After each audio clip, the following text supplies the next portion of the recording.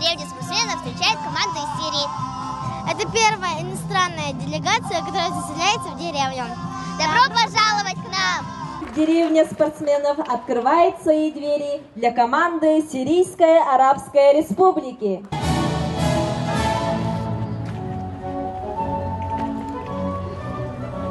Ранним утром спортсмены из далекой Сирии прилетели к нам, в Якутию. 50 ребят примут участие в спортивных играх «Дети Азии». Какие ваши впечатления о Якутии?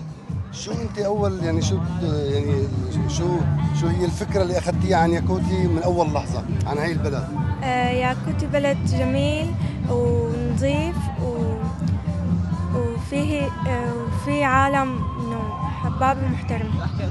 Она говорит, первое впечатление, что ваша страна очень красивая, видно, что наивный народ, мирный народ, ваша улица очень чистая. Вот так ее впечатление.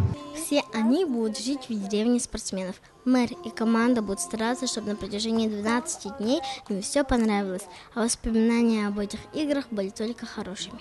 Мы встретили сегодня первую команду нашу с зарубежной страны. Это Сирия. Наш символ вручен Якутии, мамонтенок наш. Далее, уже отдохнув, они приступят к тренировкам. Наши объекты спортивные готовы, аккредитацию прошли. Поэтому мы, честно сказать, очень рады.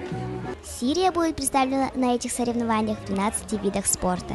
Здесь и боксеры, и легкоатлеты, шахматисты, пловцы и многие другие. У тебя в руках мамонтенок. Ты знаешь, что это за зверь? هاي اللعبة بإيدك هلا هون. بتعرف شو هي بالنسبة للهي؟ هي رمز البطولة. بعتقد دليل على رمز بطولة والصداقة بين الدولتين. وانه تكون رمز للبطولة بداية الأولمبياد. Он говорит, что это ваш символ, ваш знак, и это как будто подарок, чтобы дружились народ между ними, и чтобы было как будто хорошее отношение между народами. Аня, мне все так понравилось. Правда, необычное утро. Да, это было незабываемо. Главное, чтобы ребята хорошо устроились и удачно выступили на соревнованиях. Всем пока!